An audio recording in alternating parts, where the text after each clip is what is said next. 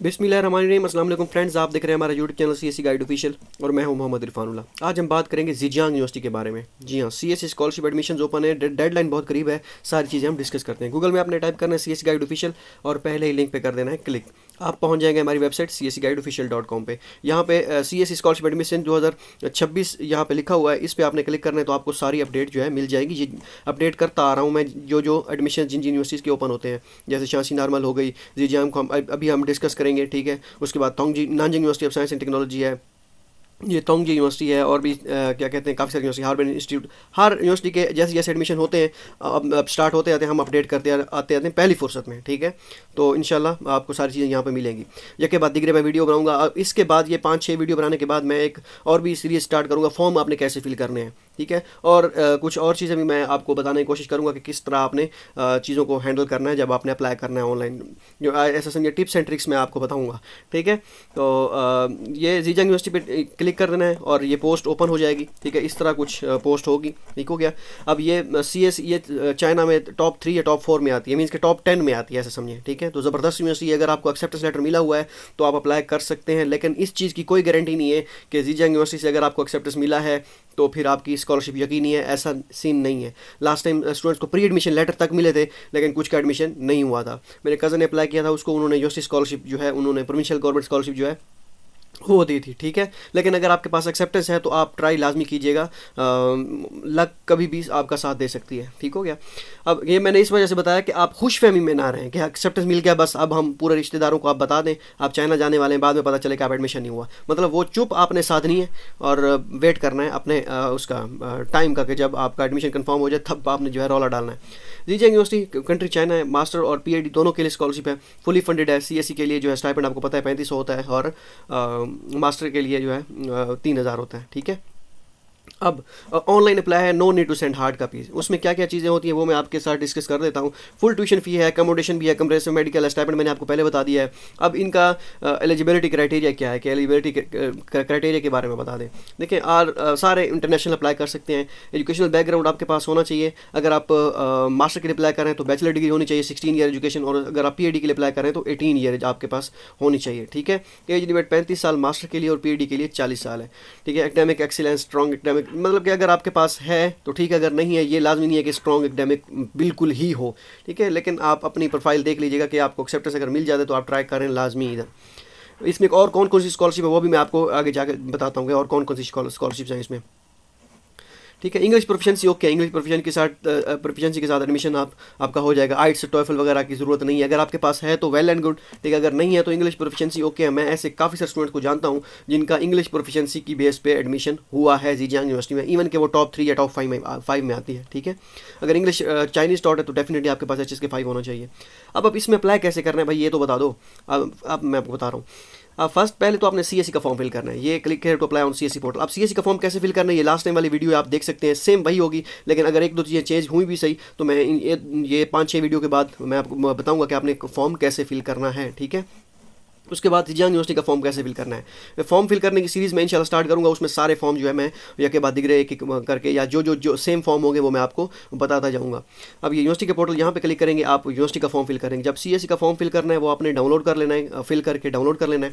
उसके बाद यूनिवर्सिटी का फॉर्म जब आपने फिल करना है, वहाँ पर ये सीएससी का फॉर्म डाउनलोड किया हुआ, और उसके बाद रिक्वायर्ड डॉक्यूमेंट जो अपलोड करने हैं। अच्छा, अब ये तो हो गया, पहले सीएससी का फॉर्म, फिर यूनिवर्सिटी का फॉर्म, सारे डॉक्यूमेंट अपलोड करने हैं। 800 RMB एप्लीकेशन फीस है भाई, ठीक है। Application fee, tuition fee should be paid in online application. जब आप यूनिवर्सिटी का ऑनलाइन फॉर्म ये वाला फिल करेंगे तो फिर आपको उसी वक्त अप्लाई करनी होगी फ़ी पे, ठीक है। वहाँ पे ऑप्शन आ जाएगा application fee to be paid वाला। Please mark your application number and name when remitting and upload, मतलब जब आप रिसिप्ट अपलोड करेंगे, अगर आपका ऑनलाइन पेमेंट जैसे अली पे या वीचैट के थ्रू नहीं करते, या उसके अलावा कोई और ऑप्शन होता है, बैंक अकाउंट का होता है, तो रिसिप्ट में आपने एप्लीकेशन नंबर और वो लिखना है। वो मैं आपको बता दूंगा कि आपने कैसे लिखना है नेक्स्ट वीडियो में, जैसे आप फॉर्म फिल करेंगे, ठीक है। तो ये हो गया, ठीक है। No need to send hard copies. अब ये जब ये सीएससी का फॉर्म फिल किया और उसके बाद यूनिवर्सिटी का फॉर्म फिल किया, भाई इसमें डॉक्यूमेंट्स कौन कौन से अपलोड करने हैं। सीएससी का फॉर्म फिल हो गया, यूनिवर्सिटी का फॉर्म फिल हो गया, आपके पास पासपोर्ट होना चाहिए, ठीक है। वाइट बैकग्राउंड के साथ फ़ोटो होनी चाहिए, ठीक है। पासपोर्ट साइज़ फ़ोटो, अच्छा ओके, इसके passport size photo with white background, ठीक है। ये साइज़ इसका इतना इशू नहीं है, ये आप इसके बारे में परेशान मत होइएगा। Highest degree, transcript, personal statement in Chinese should include work and experience reason for application and study proposal no less than 1500।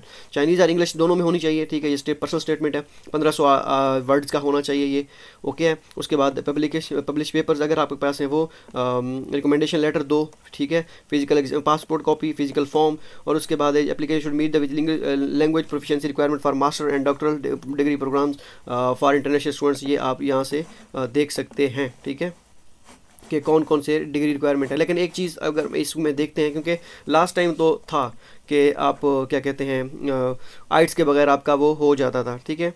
उसके बाद certificate of instruction in English, applicants who have earned a degree from accredited college और university whose English of instruction in must provide certificate of instruction in English must, ठीक है। ये लिखा हुआ है, clear लिखा हुआ है इधर कि भाई अगर आपकी डिग्री इंग्लिश में, प्रीवियस एजुकेशन इंग्लिश में थी तो आप कर सकते हैं। इंग्लिश प्रोफिशिएंसी सर्टिफिकेट ओके है, ठीक है, जो आपको यूनिवर्सिटी देती है, सही है। तो ये यहाँ पे mention applicable exemption from submitted language test score must upload relevant documents to the language proficiency certificate section of that ये ऑनलाइन एप्लीकेशन सिस्टम, ठीक है। ये आप आइट्स टॉफल वगैरह लिखा हुआ है, इतने बैंड होने चाहिए।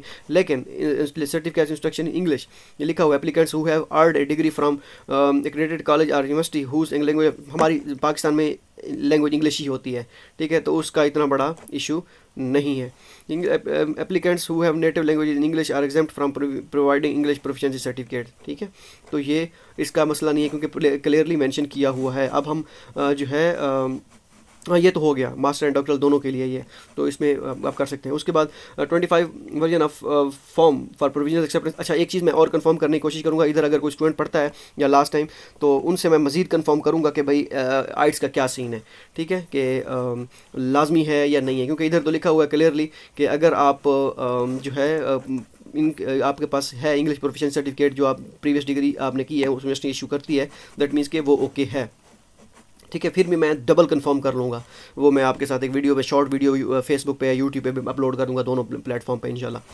उसके बाद provisional acceptance for international by ZJU supervisor, click here to download this form is compulsory for all scholarship applicants। अब acceptance letter यहाँ पे मैंडेटरी है, ठीक है, ये आपने यहाँ से डाउनलोड कर लेना है। अगर कोई प्रोफेसर आपको कहता है कि send me the acceptance letter template या फॉर्मेट, तो वो आपने यहाँ से डाउनलोड किया हुआ ये फॉर्म आपने प्रोफेसर को भेज देना है, अपनी इन्फॉर्मेशन यहाँ पे फिल कर देनी है, और ये नीचे आपने प्रोफेसर की इन्फॉर्मेशन छोड़ देनी है, ठीक है। ये प्रोफेसर खुद फिल करेगा सारा कुछ, सिग्नेचर वगैरह सारा। हाँ, अगर प्रोफेसर आपको कहता है कि कमेंट्स वगैरह भी फिल कर दो, फिर आप लिख दीजिएगा कि भाई अपने बारे में अच्छा कमेंट, ठीक है, वो, और ये सारी इन्फॉर्मेशन फिल कर दीजिएगा, मेजर वगैरह सारा कुछ लिख दीजिएगा, ये साइन वगैरह फिर प्रोफेसर, और ईमेल ये खुद लिखेगा, ठीक है।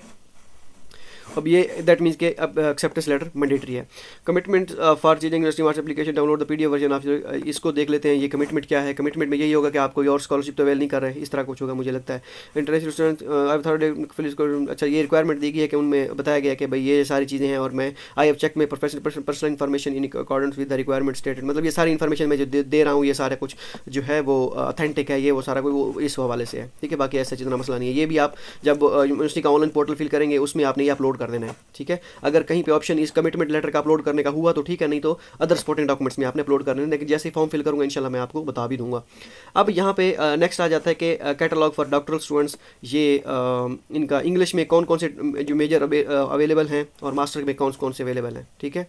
तो ये सीन है, इसको ओपन क्यों नहीं हो रहे ये, अच्छा। अब ये कौन से है? डॉक्टरल प्रोग्राम है, ठीक है। डॉक्टरल प्रोग्राम में फैकल्टी ऑफ ह्यूमैनिटीज़ और उसके बाद फैकल्टी ऑफ सोशल साइंसेज, और ये सारी चीज़ें ये आप पढ़ लीजिएगा, देख लीजिएगा खुद ही कि कौन कौन से मेजर हैं। मेजर्स बहुत ज़्यादा हैं, तो इस तरह पढ़ने में जो है वो मुश्किल होगी 1 by 1। चलिए मास्टर का मैं ओपन करता हूँ कि मास्टर का ये क्यों नहीं ओपन हो रहा, ये एरर आ रहा है मास्टर का। अच्छा, मास्टर का एरर आ रहा है तो इसको भी देख लेते हैं। आप यहाँ पे ऑफिशियल एडवर्टाइजमेंट पे आ जाएंगे। ऑफिशियल एडवर्टाइजमेंट जब आएंगे यहाँ पे मास्टर का ओपन कर लेते हैं, ठीक है। मास्टर में चाइनीज़ कैटलॉग जो है इसको हम देख लेते हैं इसके एडवर्टाइजमेंट में। हाँ, ये ओपन हो गया। उसमें मसला था, ये यहाँ से मसला आ रहा है जो हमने वेबसाइट पे अपडेट किया हुआ है, तो इधर अगर आप उससे को ना मिले, डाउनलोड ना हो, तो ये आप एडवर्टाइजमेंट पर आके जैसे मैंने किया है वहाँ पर आप कर सकते हैं। अब इसमें भी काफ़ी सारे हैं।